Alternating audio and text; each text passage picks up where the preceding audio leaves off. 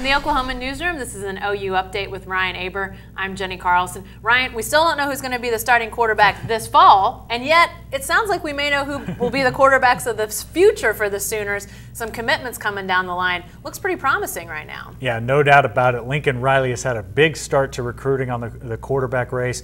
They typically haven't gotten early commits from quarterbacks, but they got Austin Kendall, a kid from North Carolina, in April, and then added a 2017 quarterback recruit just last week, Chris Robeson from Mesquite, Texas Horn. What do we know about either of these guys? I mean, obviously they're still high school kids, and when we talk about the class of 17, he hasn't even played his junior season yet. But what do we know about these two? Well, Austin Kendall is categorized as a pro-style quarterback. He's a guy who's going to drop back and, that 2 or 3 step drop, quick release that is going to figure heavily into the air raid offense.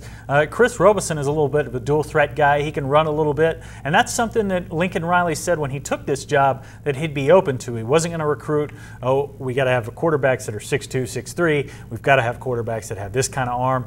They want him to be able to make quick decisions. They've obviously got to have a solid arm, but they're not going to make them fit a certain mold. They're going to, tailor their offense to go with what kind of quarterback they have, rather than vice versa. This seems, you mentioned Lincoln Riley, great start. I mean, it's hard to ignore, though, just the kind of impact he's having already, and even a little bit philosophically getting these early commitments. That's a big change. Yeah, no doubt about it. They've gotten quick quarterback commitments, and that's something that they really haven't done.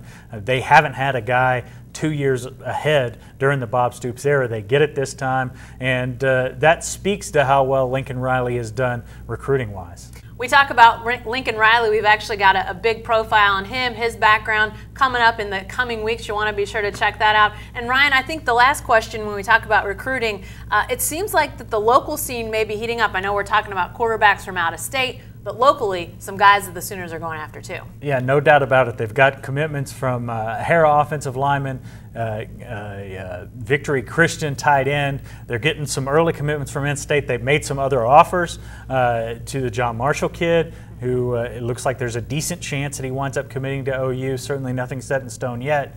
But it seems like that they're jumping on these in-state kids a little bit earlier than they have in the past. And part of that is because there's a really good class in the state in 2016 and even next year, 2017, which might be even deeper.